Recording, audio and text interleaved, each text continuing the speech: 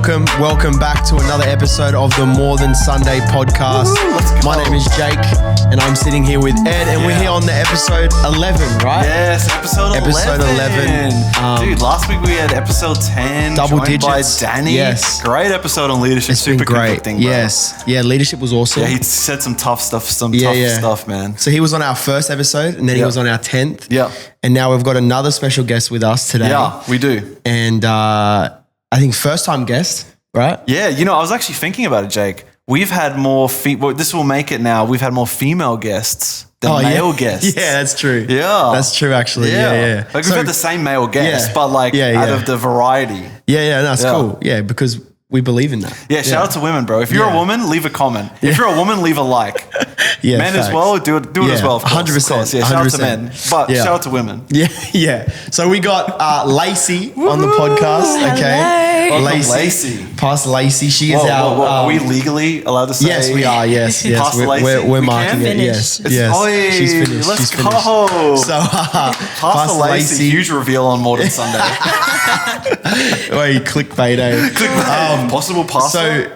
Possible pastor. So we got Pastor Lacey on here, the kids pastor here at Dunamis Church, and we're so excited to have you on here. Thank you for coming. Yes, it's so good to be on here. Yes, it's a first time having Lacey on the pod. Yes, and we wanted to mix it up a bit. We wanted to get Lacey on here because Lacey just got back from a trip to the Philippines, specifically Manila, right? Mm-hmm. Yep. And Pastor Josiah took a trip of 17 people, 17. Whoa, something 17. like that. Yeah, 17 that's people. Huge. A bunch of people went to the Philippines and it was a great time, so I hear. Like a vacation or? No, it was a mission. Oh, right? it was a mission. Yeah, it was mission. Is that the theme of the episode? Yes. I think that's the theme of the episode. Yeah, we're speaking on missions. Yeah, we're that's speaking why on Lacey's missions. here. Yeah, let's do it. So, all things missions, right? Yeah. But it was a great time. I hear, and God moved. Hearing some of the testimonies, even on Sunday, Pastor Josiah at the 5 p.m. service, he got a few of the guys up there, and including Daniel, your husband, and he was up there and it was awesome. It would like to hear the things that God did and even just the changing of mindsets as well for some people and even changing of lives, I believe as well. So that's really good to hear. But what's one thing that, how was it for one? And what's some stories or what did you experience over there? What did you witness when it comes to just Christianity? Honestly, it was one of the best weeks of our lives, and we were all saying that when we were there. It was so good. Wow. The people there are just so friendly. They're so open to everything, and it's just so lovely just to be around that. Yeah. But yeah, it was crazy because our days were packed. We'd leave about like 7 a.m. and wouldn't get back till midnight some nights. Wow. Oh my God. Because we were staying in this area where it was about an hour drive to the orphanage. So it was a long drive plus traffic. And so it did all amount up. So it was full days. Hence why when we got back, we were just so wrecked, even though it's like a 2-hour time difference. Yeah. But it was incredible, absolutely incredible going into the communities, seeing like where people live, how they live, and then just how grateful they are and happy, truly like some of the happiest people alive have nothing. And it's like, wow, crazy. It's definitely eye-opening. Yeah. I was talking to Jared and James yesterday. They were both on the trip as well. And they were telling me about their experience. I think it was at Hillsong Manila and how, just how much, I don't know, just the culture of the church there and how they're so excited just to be in church and, how expectant they are and they're rushing down the front of the altar. They're jumping up and down and they just love it. Right. Because, and because it's just, they look forward to it, I guess. And they have so much more hope than maybe even we do over here. Right. Yeah. Another thing was I heard, and I think you told me, I think Hannah told me, Marley, a few of the others, is the gap between the poor and the rich. Yeah. What do you think is not is causing that divide, but what do you think is a something that helps them in that, right? What gives them hope for that? Because the poor is like, someone was telling me it's like flooding when they have a shower. Yeah. Like that's like how poor, like the slums, like real slums over there. And then the rich is like, man, it's a massive mansion right on the water, amazing views. Yeah. What do you think when you were over there, I mean, it's got to be God. It's got to be Christianity. Yeah. But what's a driving thing of hope there? Like, what do you see bringing them hope? Look, in amongst that? I don't know. They have such a community, whether they believe in God or not. Yeah, okay. It's like such a community that carries them through. Like they know it, like they know their neighbors, they know their people living on their street. Like these days you wouldn't know that's true. the people on your street. And I think that's such a carrying like thing for people to be encouraged by is their community. And majority of them do believe in Jesus because Catholic is very, what's it called? Catholicism is very high over there. So they do believe in Jesus, but I think a lot of it does stem from the community around them, which was, again, like such a shocking thing because I would love to know like my people on my street that well. Like it's so cool. Yeah. That's amazing. Yeah. Like it's funny you say that about hope and community. It's interesting how when people are looking for hope, they rush to community. And I think in the world we live in Australia, here in Brisbane in Australia, is like, you know, I think we kind of run from community. And I think that's why there's so many people lacking hope. Absolutely. Where over there, it's like they're forced to. Because they haven't got anything. They probably have some devices, but they don't have a crazy access to all these different things like the internet and stuff like that, which is isolating them from community. So that's really interesting that you say that is that they cling to their community. You were working over there with the orphanages, with one orphanage, sorry. And that would have been amazing being a kids pastor working in the orphanage, right? So what are some of the things that you've seen over there? Like how are the kids over there? What are the difference between the kids here and over there, would you say? It's hard because when I got back on Sunday, you know, I was just kind of sussing it out, like, you know, seeing the differences. Look, the kids are always so full of energy. That's for sure. But I don't know, they're just so much more inviting, if that makes sense, which is also to do with community. Like the kids here, they love each other. They're brothers and brothers. But when the new person steps in, they are kind of standoffish. But as soon as a new person steps into that community, it's like everyone wants to come to them and invites them in, you know. Which is, I mean, they're just kids, but it's just such a testimony of like the community again, the culture of it all, which was beautiful to see. And like I tell my kids in kids church, I'm like, if a new person comes in, you know, invite them in, you know, get them involved. And they're good like that. They will go do it. But it was just really cool to see. I didn't have to say anything. They just run to the new person. Which is awesome. That's so cool. Like the I guess, like you said, it's all about the community over there. Like they just love it, right? Like they're so close together. They maybe they're not related, you know, by blood, but they probably treat each other like family, stuff like that. It was funny because we were visiting a family one night. 3 of us, we went into the house to eat dinner with them. And we were sitting there and then the dad comes out and he gives Daniel a microphone because karaoke is massive over there. He gives Daniel a microphone. He's midway through a song, the microphone breaks. And so the dad's like, 1 second. He runs to the neighbor, gets another mic because they all have microphones and he gets the next mic, he gives it back. It's just crazy. So funny because it's, all so close. It's awesome. He just runs next door, grabs one. Yeah, that's so funny. Oh, that's awesome. So they were obviously really welcoming, like it sounds like it. Yes. Do you think it's like it's a real thing of you're just so different because you come from another country and so they're just like, you know, like, wow, like this is crazy. Do you know what I mean? I don't normally see people like you. I don't normally hang around people like you. Like, what do you have to say? Does it make sense? Like, is admiration there, not for you personally, but maybe because you are a Christian or whatever it might be. Was there a lot of that there as well? Well, I was thinking that. I was like, why is it so easy for me to evangelize over there and not in Australia? And I was talking to Hannah and I was like, it might just not be because they're so welcoming of everything. Maybe it's because we actually look different to them. And so if it was like another Filipino trying to share the gospel, they wouldn't listen. Because we look so different and they know we're from a Western world, they want to listen to us. That's true. And so I was like, that's what I was like tugging with. I'm like, God, why is it so easy for me to evangelize there? And it's just because I know that they have such a respect because I'm a different color or whatever it is. Which was definitely like a big thing for me. What was the cultural differences? Well, did you like, I don't want to say culture shock, but was it like some of the things that they do, like how a hospital, I guess they were with like, oh, just go to my neighbor's place, grab a mic. Like, what was that like for you? The cultural differences? Look, it wasn't like, I didn't really get much of a culture shock because it was so lovely. Like it was so nice. The only thing was like the food for me. But that was it. Did you get sick? No, I didn't get sick. I was very careful. I didn't. Was anyone sick? Only a couple people? Yeah, maybe? a couple people got sick. Yeah. Okay. Wow. Yeah. All right. Yeah. So was this your first missions trip? Yes, it was as well. Yes. What do you think you learned from this missions trip? As in when it comes to missions?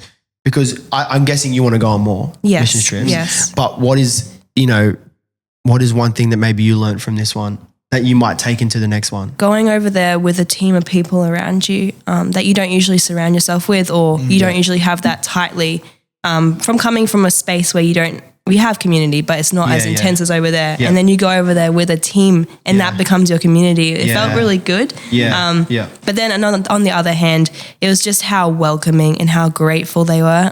It makes me want to be like so welcoming to everyone else when I come here and just to love with no worries at all. The love that they have is just crazy, and it really taught me, God really taught me about the love. And then also the evangelism thing about how it's so easy for me to evangelize over there, but not here. And it got me thinking about like the reasons why, and there's probably many reasons why that is. But yeah, definitely a few points to take back, that's for sure. Have you found with the evangelism side of things, has it encouraged you more to evangelize over here too? Yeah, definitely. Because I don't know, you go over there and you see anyone and you're just so happy just to pray with them instantly. Like you just, you want to do it. And so cool. when I came back, I'm like, man, I want to do that too. Back then, like to stop caring so much about what people think. It's just, that comparison that's held in this Western world, it's just so deadly. And compared to over there, though they do have phones and they do have TikTok and all that stuff, which is crazy. It's still, I don't know, it's just so different. And I love it. I love it so much. Yeah, that's so cool. I always think about how, the differences between, where we live, Australia, Brisbane, and compared to, maybe Manila or whatever it might be. And it's like, how easy it is to evangelize, but they're just so much more open as well. You know what I mean? Like we tend to despise a little bit that sort of stuff. Like, I don't know, you might be down the surface or the Gold Coast or something and you see people handing out tracts or something, or sometimes you might see someone screaming on a mic or whatever, preaching or whatever it might be, some sort of evangelism in the city, wherever. And it's like, they're just despised. They're looked at as, a lot of the time, if we're being honest, they're looked at as like, what are you doing? You know what I mean? Like, and, but then you read about in the Bible where there was times where, and I know different cultural context, I know different time, whatever, but there were still people doing that in the Bible, you know what I mean? And like Jonah and in Nineveh, you know what I mean? But then you also look at over there, it's like, I wonder if I did the same thing over there, would it be despised? Would it be looked down upon or frowned upon? Or would they actually be like, oh wow, this is cool. Do you know? So, and there's probably government things as well, maybe they can't, but whatever it might be, whatever country, I just think it's interesting like how it's received differently. And then is it that just because we're a different nationality then as well? That could be true. So it's interesting. I think when it comes to the trip to Philippines, I just love how everyone came back. I just think it's so cool. And you being someone over there, you could probably speak to this more, but the change that it had in the people that went over there. And absolutely. Yes, I'm sure there was change that when you went over there, you helped out a lot and you probably helped so many kids. But then the people who came back, I'm like, man, they're different. They're different people. Not in a bad way, in a good way of like God has brought something out of them. Can you speak to maybe what it did inside of you? Do you think, or maybe even Daniel or whoever, maybe because he's closer to you than the others, but what do you think makes that happen? Like, what do you think, brings it out of them? Do you know what I mean? Like the boldness, the courage, and it's the Holy Spirit. But, their experience over there obviously did something, right? What do you think is the key sort of thing that happens over there? The change that happens, I think, is just seeing mainly the people living in unfortunate circumstances. That's just so eye-opening. And of course the Holy Spirit then ministers to that, what you're seeing. But I think that was the main thing that you see these people and they have nothing, yet they're so happy. And then that changes the inside of you because you're like, wow, you know, they must be so full of God's love. What can I have from that? Like, can I change? And it's so true. When we went over there, like it changed our whole team more than what we changed them. And it was incredible. Yeah, that's crazy. Even in like myself and Daniel, we found ourselves being so generous. And I was like, Daniel, where's this coming from? Like, man, you're being so generous. And I'm like, you better be better when you get home. But it was incredible. Like, just to change, just because you just get this so much love for them because they love you so much, even though they don't know you. And they're the real testimony, really. Like, they're the real ones that are full of Christ's love. Like, it's just unbelievable. Like, sometimes I think when I look, and like I've never been on a missions trip like that, and it's something I want to do, but I just look at how when people come back and there's so much fulfillment, like, you know, even look, you know, talking to all of you, it's like there's like some sort of fulfillment that has happened, like you've fulfilled something. And I think like as a Christian, our call is missional. So, you know, Matthew 28:19, go therefore make disciples of all nations, baptizing them in the name of the Father, Son, and Holy Spirit. So it's a missional call, like it's go. And I think when we actually do it, there's like some sort of fulfillment that happens. Like even think of as being a pastor in ministry and running a ministry and or running a department or whatever, something in ministry. When you're doing that, there's a fulfillment that comes from it because you are making disciples. You're doing what God has asked you to do. And the same thing with missions is they always come back with some sort of fulfillment of purpose. And it's like they're so much more happier. They're so much more, and their emotions is like in a different place, but in a good way, you know. And I think it's just like when they come back, I'm like, man, they look so fulfilled. They seem so fulfilled, like they've fulfilled something inside of them. And so how can you encourage somebody to do it? To just do it, because you guys got back and I had 2 different people come to me saying, we've already told Pastor Josiah we're coming next year. Because they see the fulfillment and they see how fulfilled you guys are. How would you encourage somebody? Because I think even if we're speaking to especially young adults and we're speaking to whoever, like it doesn't matter who you are, but if we're looking at young adults, it's something that I think young adults, it's a big thing, missions. And I think because not just you have the time, not just you have the reason, like whatever, as a young person, but also there's a missional call as a Christian. And when we get called as Christians, we got a missional call. So they want to do missions. And so how would you encourage somebody to do that, to step out? Well, I feel like we get so comfortable in where we are in this world. So comfortable. And the only way we can grow is to get uncomfortable. And I'm constantly challenging myself to get uncomfortable so I can grow. That's good. And not only do you grow, but you step into the calling that God's called us all to, which is the missions or whatever it is.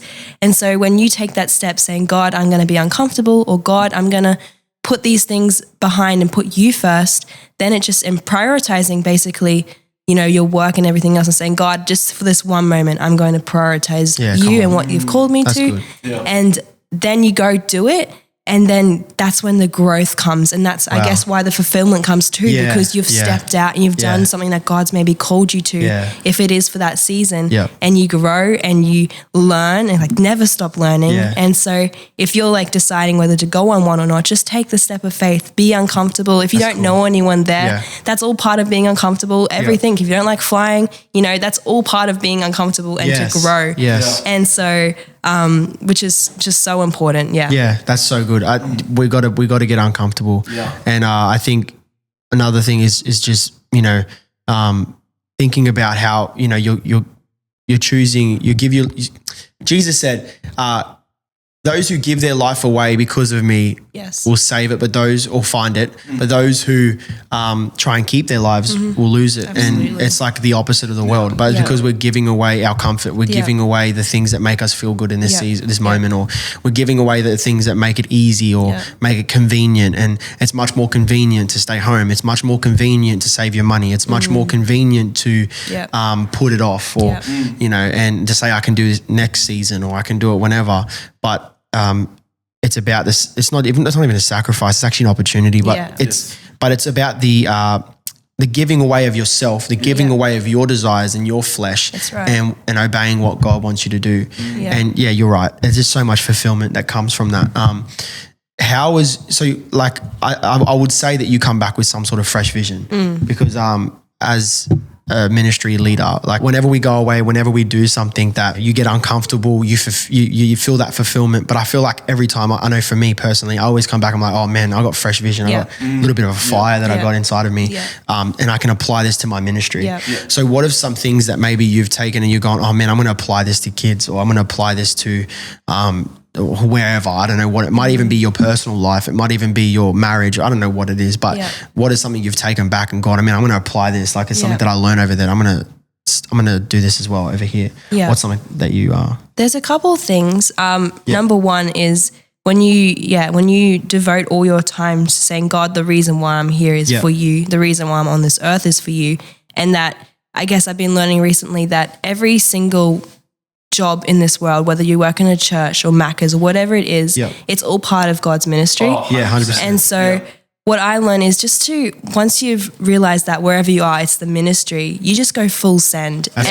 Which is what when I go over there, I'm like, these people that are working in the orphanage and the community, everything they do, it's just part of ministry. Wow. And so coming back here, every single thing that I do, I need to be like, that needs to be ministry as well. Yeah, that's cool. Because you know how God says, everything that you do it unto me. Whether like that's mopping the floor or whatever.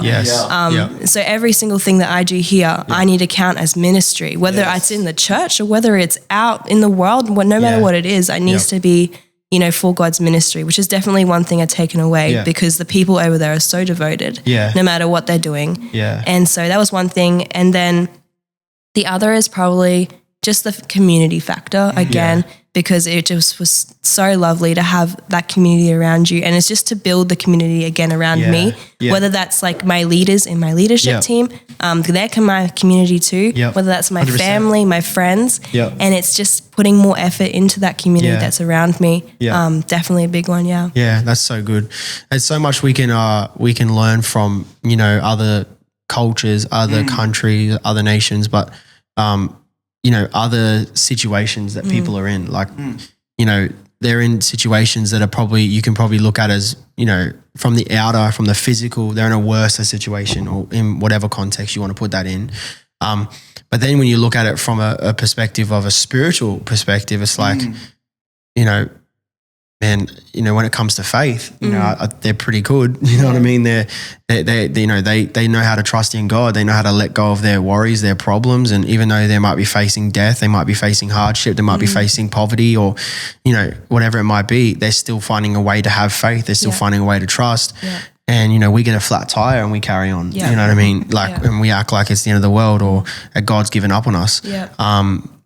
But it's like, and I know it's different contexts, I know it's different things, but it really puts it in perspective, doesn't it? About how different it is, and how much more valuable community is. I think that's a big highlight. Even for me this week, like even young adults last night, we spoke about community. At youth next week, we're speaking about community. It's so much, everything's about community at the moment, and you're coming back talking about community, and it's like, man, we've got to really invest in our communities. And when I say community, I'm saying, like you said, your immediate, the people around you, where your world is revolving, that we all have a community. We all have a group of people around us that we might call family. We might call loved ones, friends. We might have a relationship in your church, in wherever you are. And I think it's important for us and a key word you said there was invest. The key word you said was invest. And I think when I think of invest, I think of financial, but I think, if you look at a relationship as a bank account, you look at it as maybe a savings account. It's like you're investing your savings, you're investing your savings, you're giving. And then every now and then you got to take out, you know what I mean? And, and I think, when you take out, you don't want to take out and you're empty because you're just taking out and now you're in the red. And then if you're doing that in a relationship, in a community, no one likes you in that community because you're just taking constantly. But if you're putting into that community, you're investing. And maybe that's speaking to somebody out there today who's watching or listening. You might be listening or watching, you're like, man, I'm struggling to find that community. Well, I would encourage you, like Lacey just said, invest. And that's time. Invest your time, invest your, talent and treasure, whatever, but invest your service, you know, hang out with people, actually show up, actually, you know, do something and be a part of that. And I think it's really important, you know. I never thought that this episode would go to community, but I think it's important because I look about myself. I got a testimony actually. I was driving one time and it was like Christmas sometime, and I just finished high school. So I was like, I lost all my friends. So like, you know, a bunch of them went into a different lifestyle, and I mean, you know, speaking to them now, I'm so happy I didn't go down that way. But, you know, and then I chose to stay pure and try and focus on God. And doing that, I noticed that I had no friends. And so I remember I was driving one time.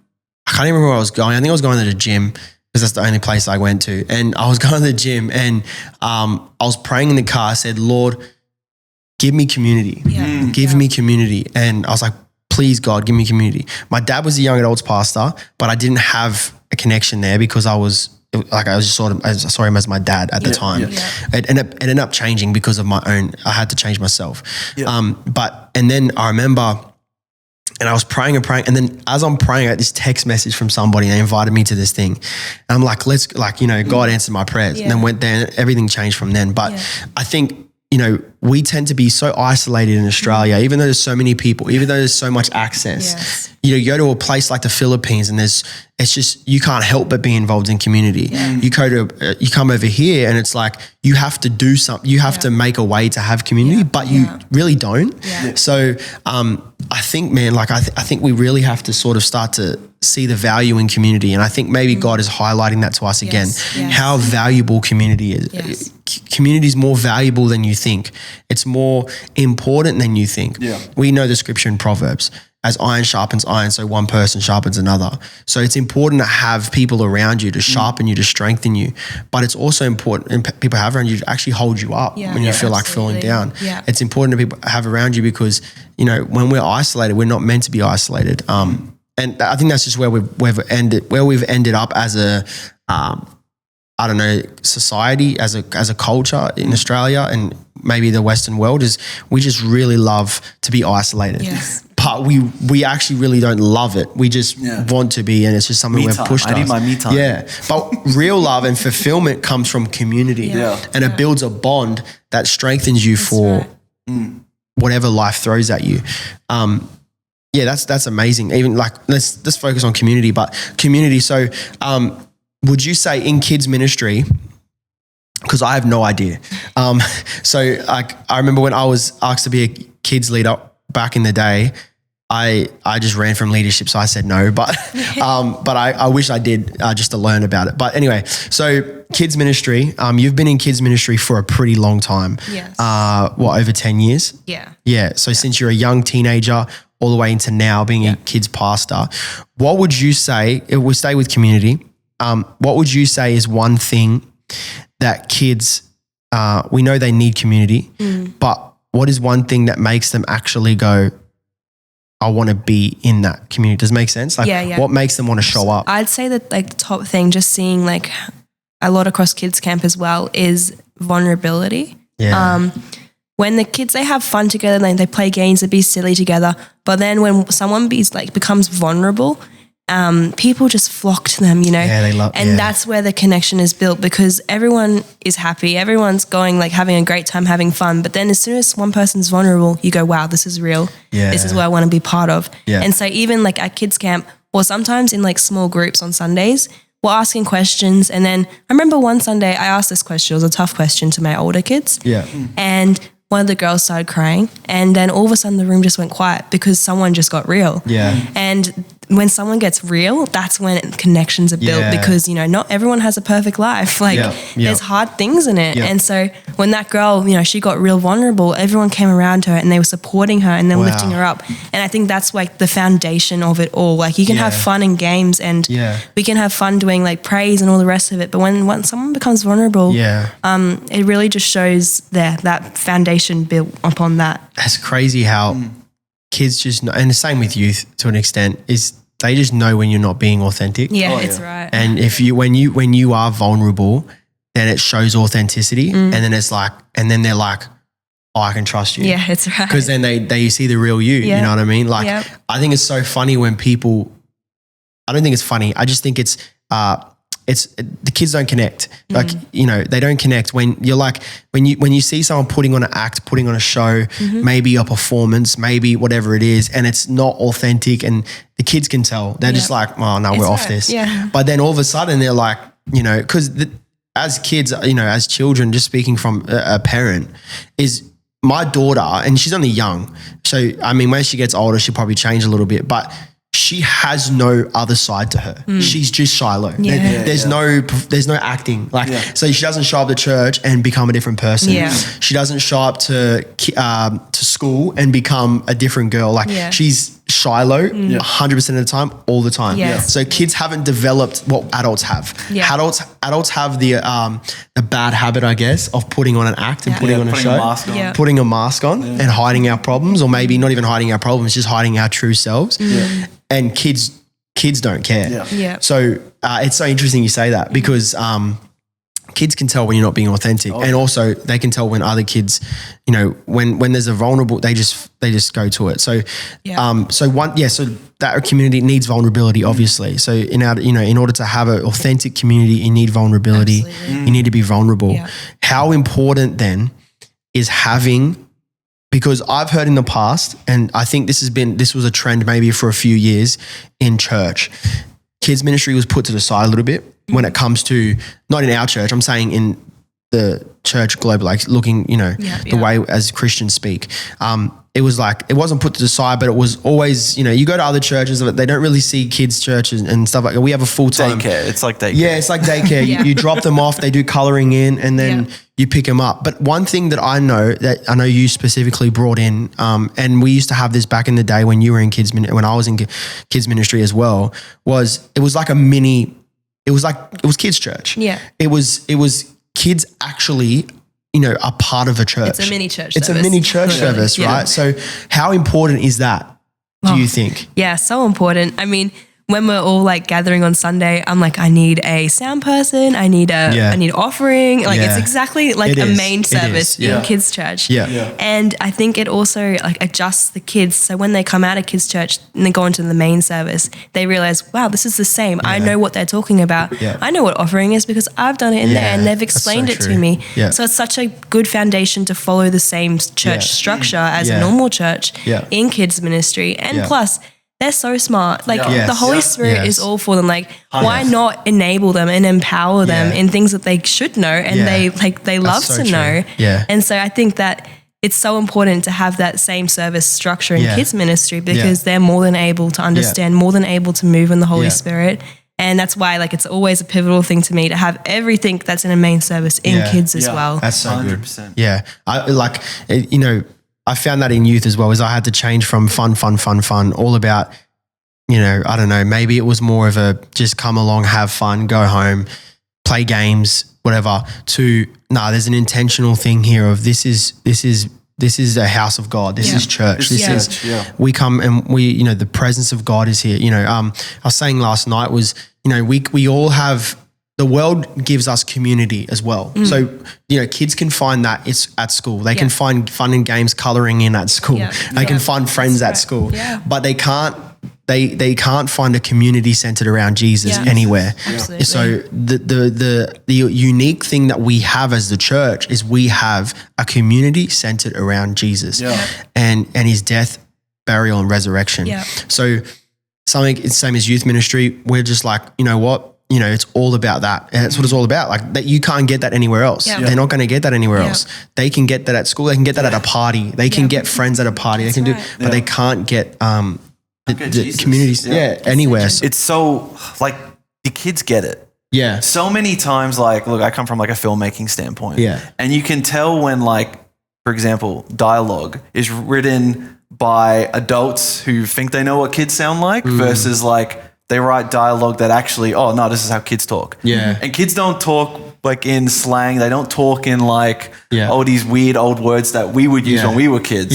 So like, yes, you got to approach them differently, but like you need that respect as well. Like they really do understand when like when you talk scripture to them, they really get it. They understand what's happening. Like, of course the method will be slightly different. First, like kids teaching versus like teaching on a Sunday morning. Oh, for sure. Main, but you still teach the word, and they get it. Yes. Like if you've never seen it, you get serving kids church, you'll see it. Yeah. What about that testimony you shared one time? I think it was in a staff meeting or something, about how God told you just to go to Acts, was it, or Psalms? Oh yeah, Acts. And yes. and like it wasn't the curriculum or whatever, but God just told you to do that, and it really did something. It's right. Yeah. I was originally doing a like video, 5 minute video, 2 minute speaking, and it was all like video led. And I was just helping my leaders out. And then next term's coming about and getting all ready, and I couldn't access it. And like I tried everything, and I don't, like, all my other like kids pastors, they could all access it. I was like, why can't I access it? Yeah. And then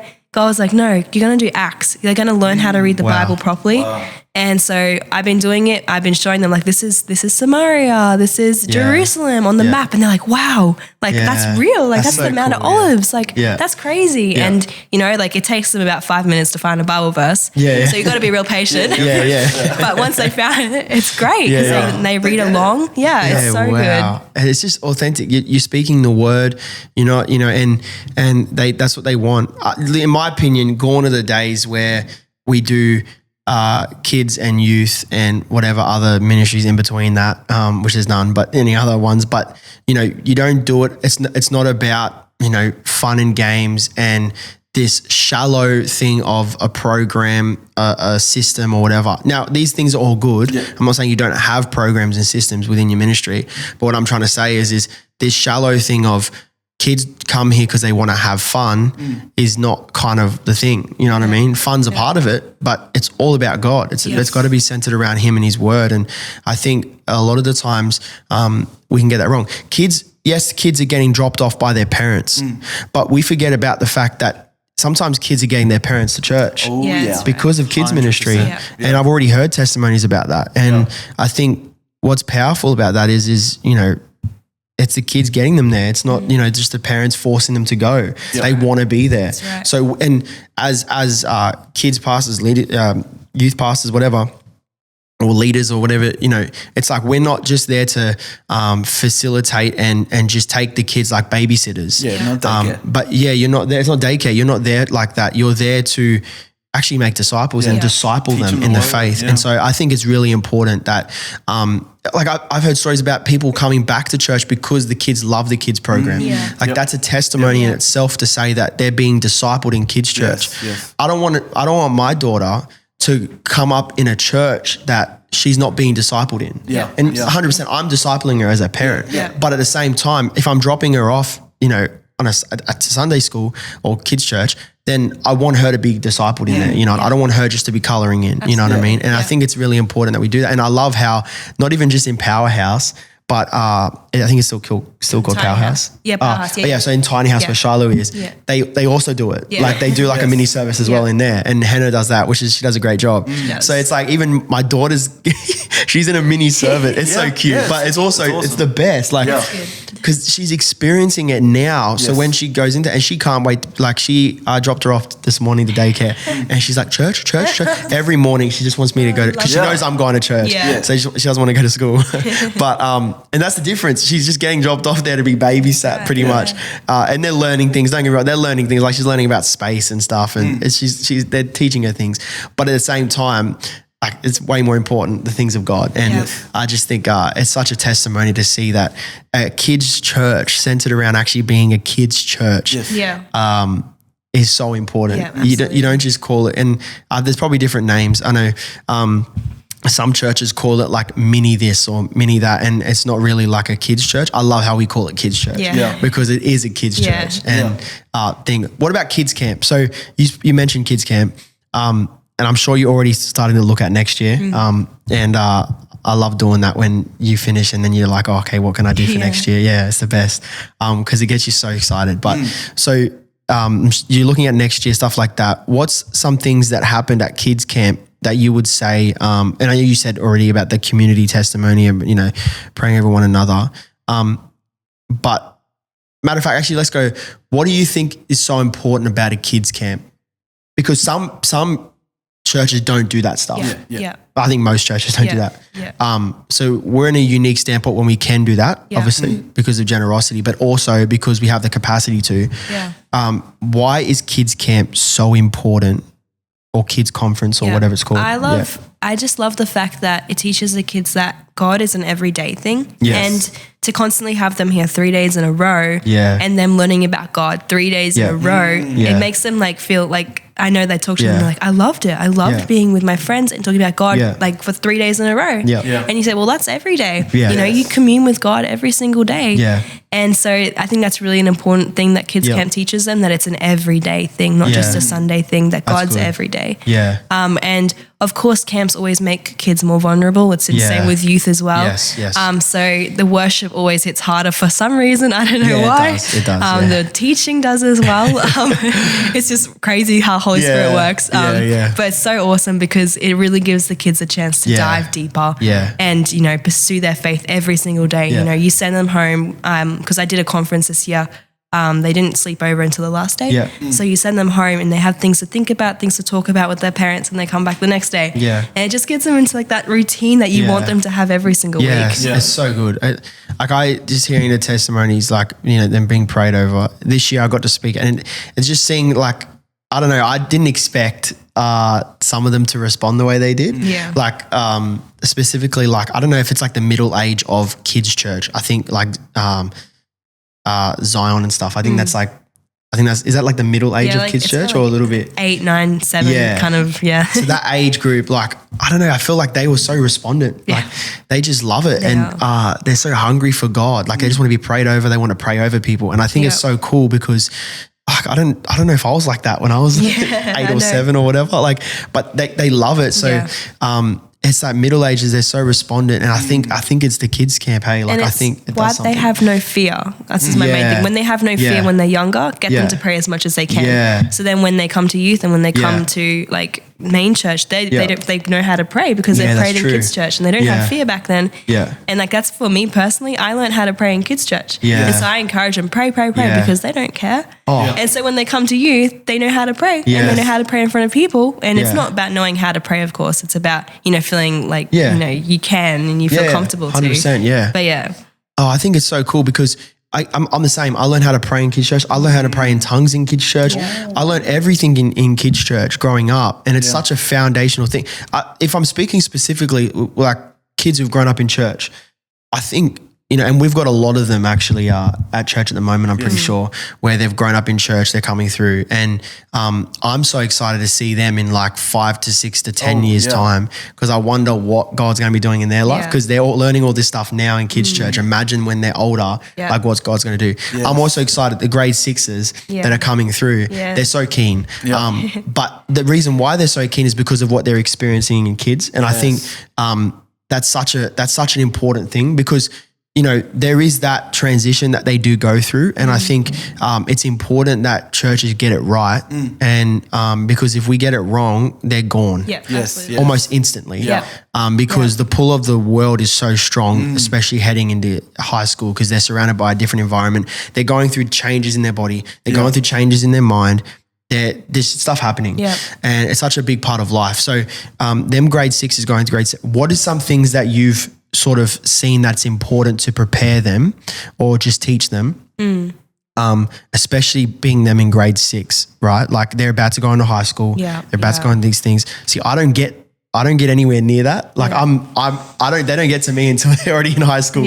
So I don't know anything about that. So what's one thing that you think is really important to teach them as they're heading into that phase of life? I think a lot of it, is just to hang on to the word of God. They're so many things don't make sense to them at that age. You know, their identity as well. Like everything just maybe doesn't add up, and you know they're going through it. They're going through the motions, and so just to say like that word of God is so firm.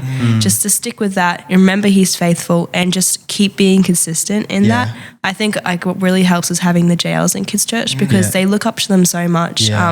Without them in there, the grade 6s would find it boring, honestly. And so there's such a good like point for them, because they can look up to them. That they're in youth, they're still at church on Sundays, you know, in that sense. So then when they come to you, and I can't wait to pass them on to you because I know that they're ready for it. They're ready to grow further. And so when they go to you, it's like now this like big world has opened up, and it's like, wow, like what's next? What's next?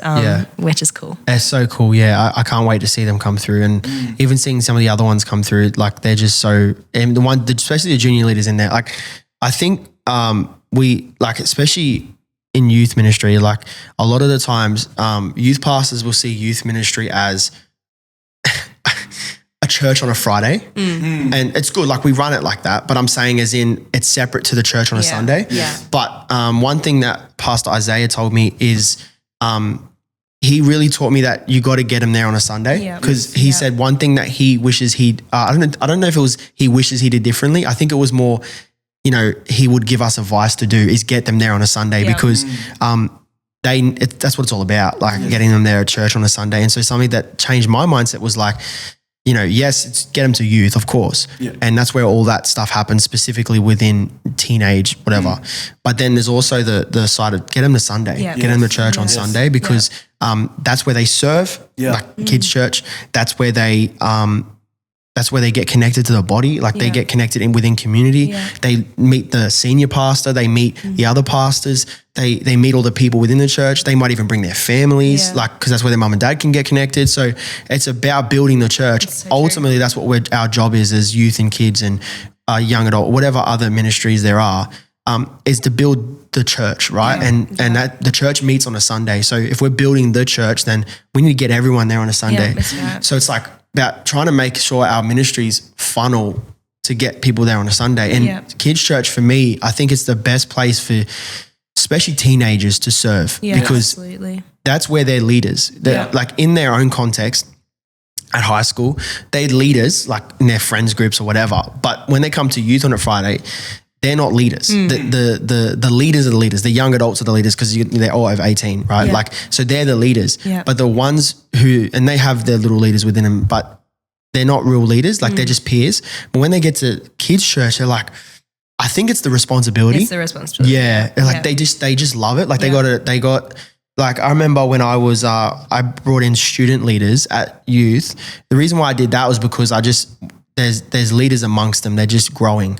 And you'd give them a lanyard and they got a bulletproof vest. Like they think they run the place, and it's a good thing.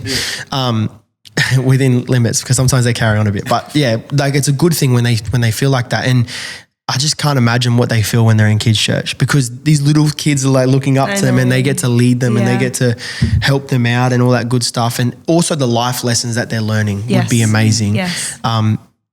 What is something, because I know you also help mentor a lot of those junior leaders as well. It's not just like they just come and serve and they go, but you have a relationship with them. And I think sometimes, a lot of times, you're ministering to them.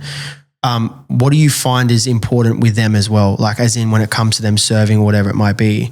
Do you check in on them a lot? Do you check on them regularly? Do you have to make sure that they're okay? You know, I don't know how, like I know teenagers are terrible at communication sometimes. So they're not very good at letting you know if they're not going to show up, or basically they do that to me as well. So, you know, what sort of, like, how does your communication go with them as junior leaders? I usually have a roster for them, but again, not all of them are consistent. And I created a group chat with all of them, and no one responds to me. Classic. But it's good because when they are there, they're so faithful. And you know what? That's like some of them are in there every week because, again, like they're connecting more with the kids than main church, and some of their parents have asked me for that. And some of them are every second week because I do want them to sit in main church as well. But then when they're in there, I like them to participate in like activities that we do, because like sometimes when we're in worship, we'll do like activations, hearing God's voice, write down what you hear. And a lot of times they'll sit out because they're the leaders. I'm like, no, you do it too. That's good. Which is so important. That's really good. But I obviously, of course, you need to check in on them, especially when you're the one that's making them do the responsibility. Like I'll have to send some of them to like creche sometimes. So they don't want to go to creche. They want to stay in Powerhouse. And so, you know, they might be a bit frustrated. They go off to creche, but then obviously you have to keep that connection. Otherwise they'll leave. Make sure they're okay. So, which is so important. And I guess having like my husband, Daniel, he's a big kid, so that also helps the boys, the JL boys want to stay in there. No, because it's that connection as well. Exactly, 100%. And they need that, and otherwise they're not going to serve. They just that's just how teenagers are. They just want that connection. It's so important. That's so cool, because I think it's important to empower our young people. Yes. How do you find kids? I just want to ask this question because I don't know if this is true or not, but do you find that kids like to serve as well? Yes. A lot of my grade sixes, they're like, I'm so excited to be a JL. Oh, that's cool. It's that's good. so sick. Yeah. And then I guess I'll ask, who wants to be an action person today? The whole church, all their hands are up. Yeah. And there's only so much room on the stage. But you always have the people that always want to do it. Who wants to pray? Who wants to do tithes and offering? Always volunteers, always. Yeah, that's true. Yeah. Only times there might not be as games, which is so random. Yeah. But my Shiloh on what day was it? I think it was at kids camp or something. It was that everyone went up to the sing, and then Shiloh runs up there like she's gonna go sing. So already she wants to be one of the singers. It's so funny. Yeah, she loves it. It's so cool. And you know what I find as well is when you give them something like a goal to get to, it actually does something. So for them, they see junior leadership as a goal. Yes. And then it's like they can't wait for it because they're like, it's something that they can achieve. You know what I mean? And it's so hard for, I'm not like whatever the school system, whatever. I'm not saying it's bad. I'm just saying, I think sometimes if we give kids something that they can achieve, and younger people in general, I know when I was younger, it's like I wanted to achieve things in life. I wanted to achieve things as a young person. Well, sometimes it's because of affirmation. Sometimes it's because you can accomplish something and you feel good about yourself. And I mean, as humans, we love that, right? Not just young people, but... And so what I find as well is if you give them something they can achieve, like junior leadership, like this, like that, like for us as student leaders and just getting acknowledged as a student leader is like, oh man, this is the best, right? And eventually it's leadership and stuff like that. And for us, we've had to change something where a little bit like language sort of thing, like, not everyone's a leader yet, but you can become one sort of thing. And it's about working towards that. And so we have like a core group of leaders, and then everyone else is just team or volunteers. And then like even the kids, like some of the young guys, they're like 16, 17. They're like, they can't wait because they're like, I want to be on the team, and then like, oh, I bet I'm going to be a core group leader like one day. I was like, yeah, for sure. Like, you can work towards that. Like, so it's like that giving them something to achieve is so important and it gives them something to work towards. It's a goal. It's something they can do. And I think it's really important in discipleship because it's all discipleship in my opinion. So yeah, it's really sick. So, within the obviously kids ministry context as well, what is some things that you're excited for in 2026? Because we're coming towards the end, obviously, really, really fast. Yes. Yeah. I know you're probably already looking to a little bit of 2026. What are some things that, obviously not spilling the beans that you don't want to tell too much, but what are some things that maybe God's put on your heart that, maybe you're wanting to see in 2026, or maybe God's some fresh vision or something like that? I mean, this year for us, God's vision was worship, having the kids have a heart for worship. Yeah. And then in term 4, that's when he kind of shifted it to the Bible and the Word. And which is crazy because I'm connecting the dots now, because this morning I was seeking God for vision and he gave me the verse, though heaven and earth may pass away, the word of the Lord will always be forever. And now that I'm actually thinking about it, it's funny because this year was worship, having a heart for worship. And then I feel this next year's coming to word, the word of God. Cool. And which kind of makes sense because I'm going through Acts right now in term 4. And so that's going to shift over to term 1 again, I guess, which is pretty cool. Oh, that's going to be so good. Yeah. I can't wait to, that's sick. So I love how God speaks and he connects everything up and makes everything work. And it's so cool. Even I was going through the calendar just before for next year, and Pastor Sean inspired me to, because like whenever we were meeting with him, he goes through to like next year.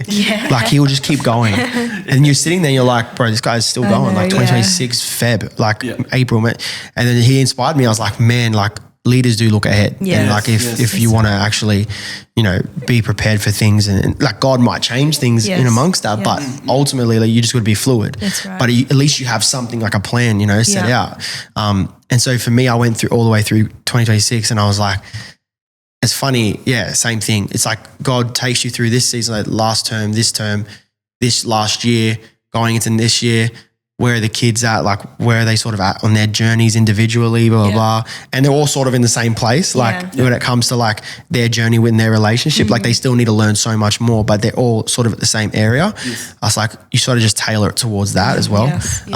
So it's crazy how God speaks. Well, thank you for coming on, Lacey. Thank you for being on the podcast. We'll have to get you on again. It's been a great episode. Episode 11, right? Episode 11. Let's go. I think we spoke about community. We spoke about missions. We spoke about everything. We spoke about everything. Around the world, kids ministry. It was great. But thank you for coming on. Something that I think with kids ministry is you have such a call in your life. You're so good at it. And not just good at it because you're good at it, but because you trust in God, you're empowered by God. And so as someone who has, like my daughter doesn't really go to everything, but she is, she's only 2, but she's growing and I'm excited because she gets to have you as a kids pastor for a little, like, I don't know how long, but for as long as whatever, hopefully for a long time. So grateful. So thank you for coming on. Smash the like button, dude. Right? Smash the like button. Share the like button. We are getting slowly to 100 subscribers on YouTube. Yes, almost there. Let's almost keep at 100. going. Yes. Smash like, subscribe, turn on the notification bell, do all the things. Yes. We're getting more followers on Instagram too. So shout out to all the new people on Instagram and all that. It's been very exciting. We're slowly getting there. Reaching more people and that's always a blessing. So we made it to 10 episodes. Now the next goal, 20 episodes. Yes. Keep going for goals, man. Exactly. Yep. We're gonna make it to 20, then we're gonna make it to 30, then get to the 40s. That's it. We'll do it. God's good. So, God's good. Thank you guys for watching. Thank you guys for following and subscribing and liking, commenting, whatever you do. Thank you. You know what's our testimony? Actually, someone commented on TikTok. I don't know, I just saw the notification before from Pakistan saying thank you. We need God's word in Pakistan. Thank you for sharing God's word. So shout out to Pakistan. Shout out. That was the first, I think another person was from Nigeria. Or obviously what's happening in Nigeria is crazy too. We're international. So international. Thank you for watching. Thank you for being here. Episode 11, done and dusted. Done and done. Heading into episode 12 next week, right? Episode 12 next week. We don't know what we're doing, but we'll figure it out. But we're not having a guest on. We won't have a guest on, We'll just do it, but it's going to be good. Do old school. Thank you guys for watching. Thank you, Lacey, for being on, and we'll see you guys next episode. Thank you.